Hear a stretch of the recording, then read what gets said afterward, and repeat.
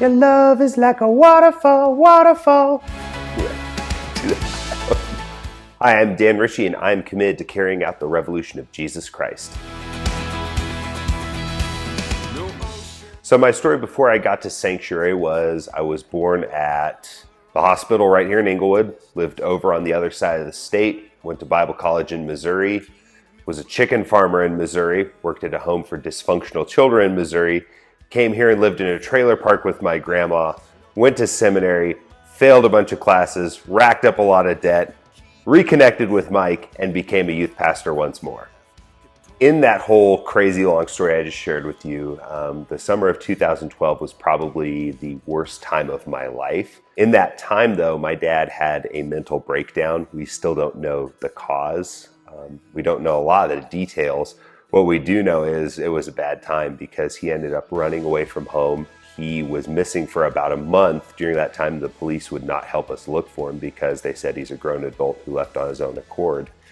And so we had to organize basically a search party of church members and family, and we scoured the wilderness looking for him, and we couldn't find him.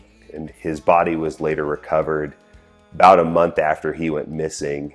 I would say that when I lost my dad, I lost the person I would go to for encouragement, the person I would go to for support. I lost the person who was probably my biggest encouragement for what God was doing in my life.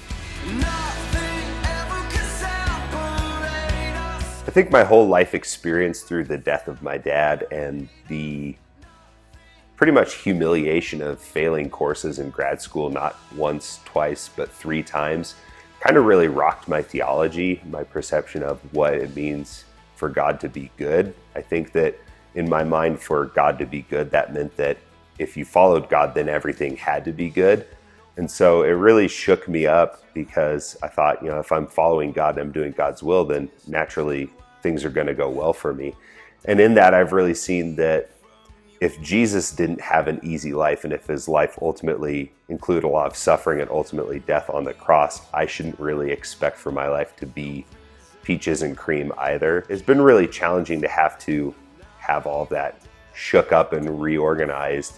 But I think in a lot of ways, God had to put to death a lot of my unrealistic expectations for what it means to be a follower of Christ and what it means to be a part of the revolution.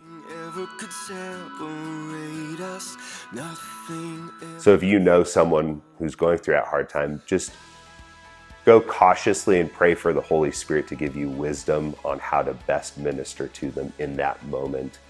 Because there have been many people who have unfortunately been given scriptural insight or prayer when they weren't quite ready for it yet, and sometimes that can do more damage than good.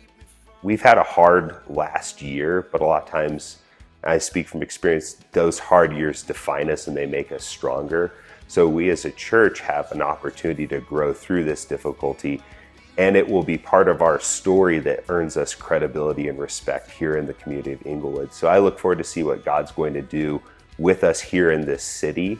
And I look forward to seeing what God's going to do through our partnership with the Dragon's Den. If you don't know much about them, talk to Dave Burcham. They're a really neat group of people that we've worked pretty closely with, and they have a neat story as well. So the fact that we get to be a part of that is pretty cool.